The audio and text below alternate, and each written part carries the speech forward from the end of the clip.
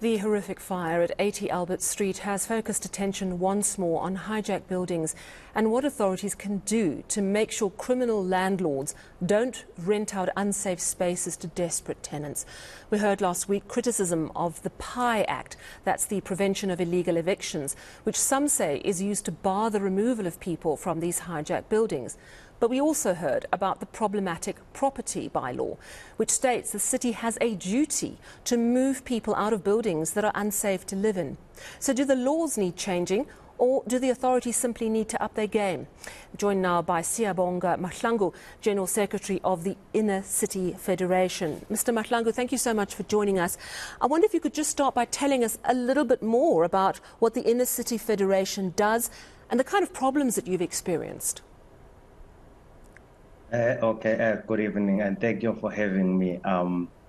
The Inner City Federation is an organization that was established in mid-2015 by the inner city residents with an aim of engaging directly with the local municipality, of which it's the city of Johannesburg, in terms of having access to basic services and also having access to decent housing as the residents that are residing within the inner city of Johannesburg.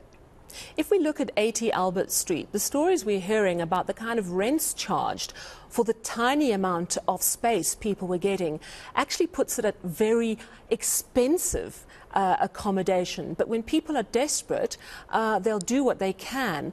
Talk to me a little bit more about 80 Albert Street. Was it a building that you were very well aware was problematic? We know the authorities were aware of it.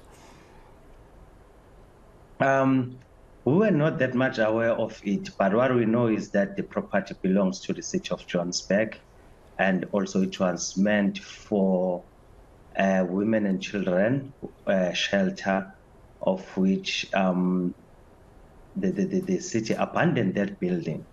And we're also told by some of city officials that in 2019 there was the criminal case that was opened against the people that they were collecting rent from the people that are residing within that building, of which we can say that they did a great job. But the question that we keep on asking after that arrest, what did they do in that building so that they can have a full control of the property? What did they do? Because it's their property. They've got a duty to have a control over that property. Yeah, exactly. It seems there was an effort to try and get the hijackers apprehended, and then they just carried on until this horrific disaster. And interestingly, I don't know if you've heard anything, but I certainly haven't. Where is the person who was collecting the rent at 80 Albert Street? Do we know who that person is or who those people are? Any idea where they are? I don't know if you've heard anything. No, we hadn't heard anything because the city says that those people, they were arrested way back in 2019. So we don't know what happened after that they did that arrest. Yeah, but it is clear someone was being paid rent in that building right up until the time of the fire. At least that's our understanding. I want to get a sense from you, because there's been quite a lot of criticism of NGOs. There's been criticism of this PI Act, which basically means if you're going to evict someone, you have to move them within a certain radius to safe accommodation if they don't have an alternative. From your perspective, do you think the laws are inadequate, or do you think it's more the authorities that are not doing the work that they should be doing? I can say the authorities, they are failing to do their job. The reason why I'm saying that it's not only this building that has got the problem. We've been calling out the authorities since 2017, whereby we're communicating with the mayor's office regarding the spaces that people residing at. We even sent a memorandum to mayor's office. Nothing happened. We escalated our matter to President's office on 2018. We only promised that they will give our memorandum all the attention that it needs. That it's needed, rather than they will get back to us. Up until today, we are still waiting for such. of which, fortunately, the incident took place at Marshalltown. What changes would you like to see? As the organization that fight for human rights, that makes sure that people's rights are being protected and fulfilled, we'd like to see our local government and national government playing a proactive role when it comes to access to adequate housing, as it's being said in our constitution in terms of Section 26. We also willing to work together with them to try and find a permanent solution in terms of housing. What do you think is getting in the way? Is it simply that the city doesn't have enough space? Because we know thousands of people come into Johannesburg alone every month.